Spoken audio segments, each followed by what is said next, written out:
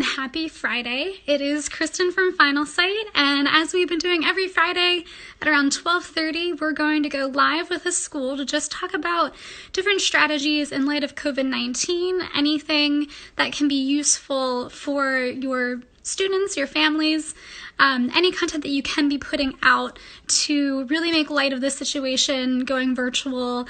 Today we are going to be going live with Erika from St. Anne's Belfield School.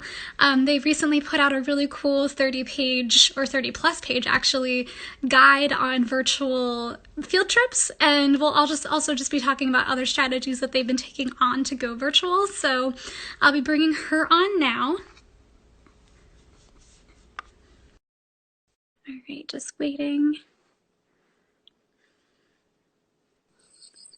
Hello. Hi. Hi, Hey. welcome. How are you? Good. How are you? Pretty good. Beautiful Friday.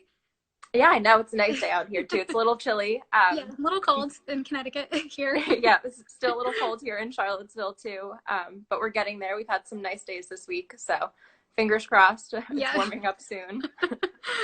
Well, I'm so glad you're joining us today. I see a few people are jumping onto the live stream now, so we can probably get started. I know we only have about 15 minutes, but if you just want to quickly give an introduction to yourself, I did quickly talk about St. Anne's Belfield, but if you just wanted to introduce yourself to anyone who's joining now. Awesome. Yeah, my name is Erika Hadland. I'm St. Anne's Belfield School's Marketing Communications Coordinator. St. Anne's Belfield is a private co-ed preschool. We have 2-year-olds through 12th grade and an international boarding program for grades 9 through 12. We're located in Charlottesville, Virginia. It's beautiful. We're right on the foothills of the Blue Ridge Mountains, so campus is gorgeous.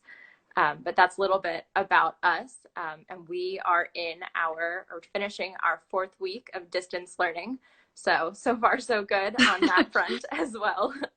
Yeah, so really getting into it. Any of our teachers or any teachers from other institutions who are doing distance learning. I know it's not easy, but I think it looks like we're all trying our best and making it work. I know. I feel like we've been so inspired by everything that schools have been doing to really pull together fantastic programs so quickly. It's been a lot. I think we're probably about on week 4 of working remotely here at Final Sight. So it's been an interesting transition. But I know, so I really wanted to talk about first just this guide that you had put together in terms of virtual field trips. I know that was one of the first things that came on our radar that we thought was really interesting. So if you just wanted to talk through how that came to be, how you see it kind of driving some engagement for you. So the virtual field trips ebook actually started way back in our first week of distance learning planning. So we decided that we were going to not come back after spring break and move to distance learning. So we extended spring break for our students for a week and had a pretty intense 1 week of planning, and everything going into our distance learning program was done during that week. So it started in our communications Google Doc, where we were just throwing all sorts of resources, and everything we'd researched and seen that week was in that document, ready to go for us to kind of hit the ground running. And so that is where the very beginning of the ebook started. And then we decided to roll it out as a series of blog posts. And initially, all of our pandemic and distance learning updates were going to a page, stab.org/coronavirus. And once we started distance learning, we renamed that page our distance learning page. So it's now stab.org/distance learning as a more positive place to highlight student work, to show what we're doing. And when we were putting together that page and updating our admissions page to be more virtual focused, we noticed that our current ebook, 25 Questions to Ask on a School Tour, wasn't really fit for distance learning and any kind of virtual admissions experience. So we converted the series of blog posts on field trips into an ebook that can be a resource for any of our school families. We really wanted to make sure that we were age inclusive, so any of our families from our 2-year-olds to our seniors in high school can interact with these resources at a variety of depths, which I think is really unique and fun, trying to to get the whole school involved. And we thought that it would be more evergreen content. This isn't just something that you can use during work from home or any sort of social distancing, but you can keep this book on hand, pull it up, during a snow day, a rainy day, anytime you need something to do from home.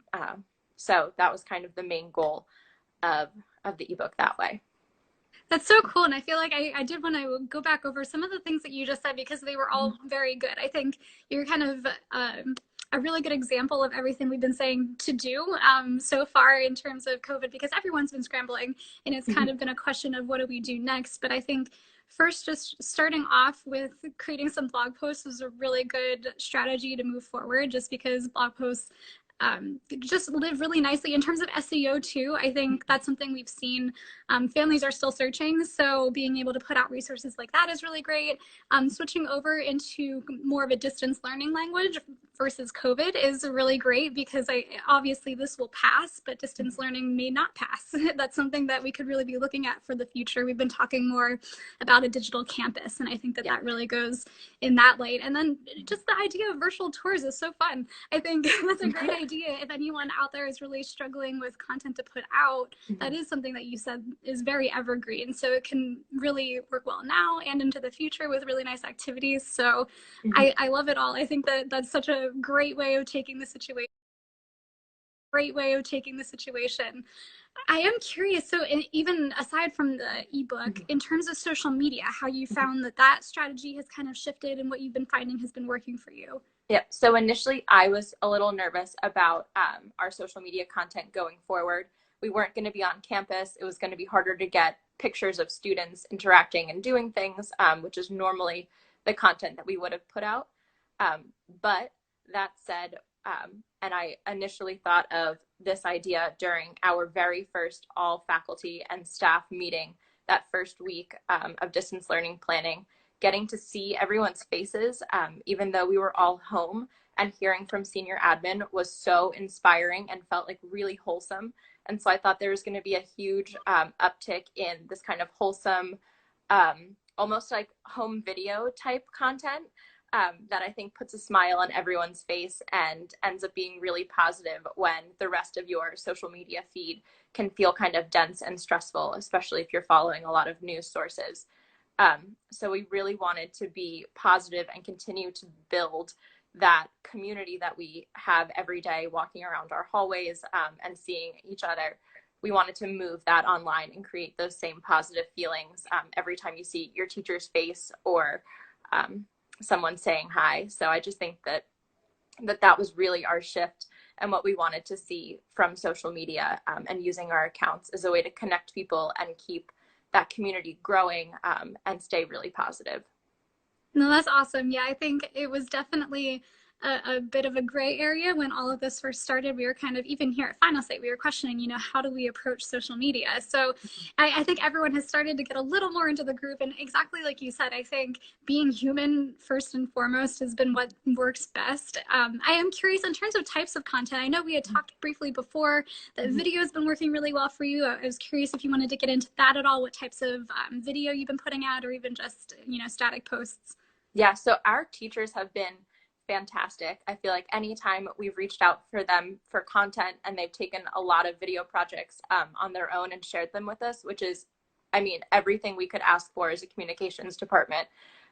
So it's been fantastic to be able to put out more of their video content, what they're doing every week. Distance learning highlights have been really popular, highlighting a different teacher or class and what they're doing. And that's pulled from a source of all of their asynchronous classes, but a lot of classes are also happening in a synchronous manner as well, which is really nice for the students to get to interact with each other real time. But we've definitely seen an increase in engagement from our video content.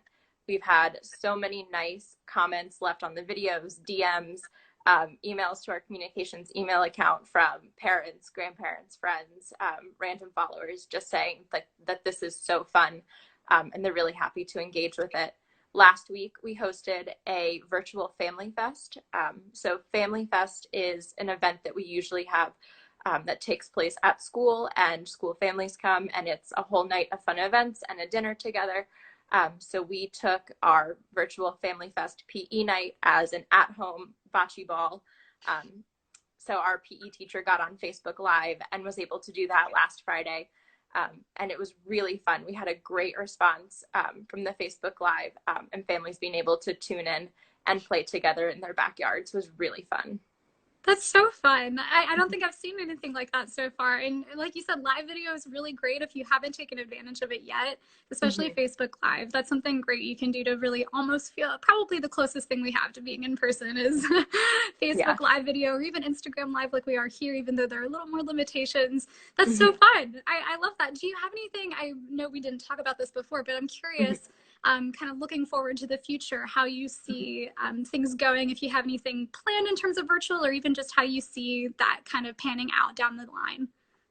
I think we'll continue to be a pretty virtual platform, even, fingers crossed, we go back to a physical school in the fall.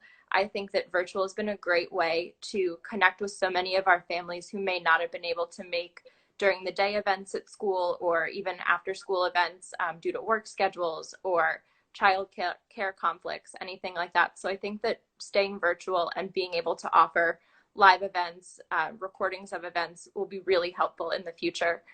We're all kind of learning that now, but I think it's been really beneficial for our families that do have, both parents working, and so they may not be able to make during the day events. I also think it's been really nice for our international students to have those recordings. They won't be able to tune in, live sometimes due to time differences. So I think having the option to have those pre-recorded events that we can publish that people can access whenever, we will continue to do in the future. Yeah, that's awesome. I think if anything, I mean, this is a very serious and challenging time, but I think it definitely has provided more of a push to go more virtual, which is really something that can be great, like you said, for so many reasons in the future. So that's great that you're kind of thinking about that. I did want to note, so we had one question come in through our story before we started, Yeah. questioning how you've been honoring athletes, if you have it all, or if you even have any ideas in that sense on how to really honor athletes. Obviously, that's a hard time right now because no games Yeah. are happening. So I just wanted to throw that out to you. Yeah. So actually, our athletic development department launched a challenge that we call Stab Gauntlet to Greatness. And Oh, it's a fun. challenge for it's a long title, but it's been really fantastic. It's a challenge for our student athletes to work out, stay practicing, and they submit videos of themselves to athletic development, who then kind of judges participation and puts out like a winner every week, which has been really fun. We're also working on a couple other videos and ways to honor student athletes. And in lieu of a senior night event that a lot of our senior athletes would have been missing, our athletics department has been fantastic about creating really cool social media graphics highlighting our seniors. You can find those on the Stab Athletics Twitter and Instagram pages, but they're really fun and have gotten a lot of positive comments and shares as well. It's not a senior night event, but it's still something to honor them and make them feel special. No, that's cool. I definitely didn't think of an actual like challenge of some sort. I have seen a lot of schools really kind of doing student highlights and things like that, but that's a fun way to take it a step further so that they can actually feel like they're engaging. That's definitely cool. Well, that was the only question that I saw come in beforehand. I'll open up the floor. We have about a minute. If you have any questions and are here with us live, please feel free to throw in a comment. Otherwise, this will be live on our story. You can always send us a question and, I'll talk with Erika and we can always get an answer your way. But thank you so much for joining us. I think this was such a fun session. Definitely go check out St. Anne's Belfield. And I know you had mentioned your URL earlier for distance Yes. learning. So we are www.stab.org, and STAB is STAB for St. Anne's Belfield. Perfect. Yeah. So definitely check them out on social and their website. They've been doing such a fantastic job. I'm not seeing anything else come in. And just to be mindful of time, I think we'll probably wrap up. But this was awesome. Thank you so much. Thank you so much. I was glad I could come on and join you guys today. Yes, I appreciate it. And we'll talk soon. Have a great weekend. Thanks, you too. Bye. Bye.